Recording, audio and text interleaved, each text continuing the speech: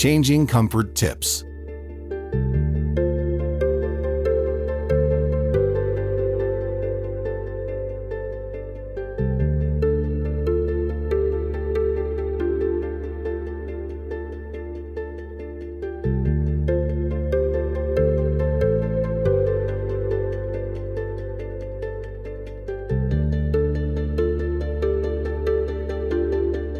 Place a towel on your work surface as needed. Hold tubing with one hand and remove ComfortTip with the other hand. Align new ComfortTip so vented end is lined up with the stabilizer bar. Push tip over the ridges on end of tubing.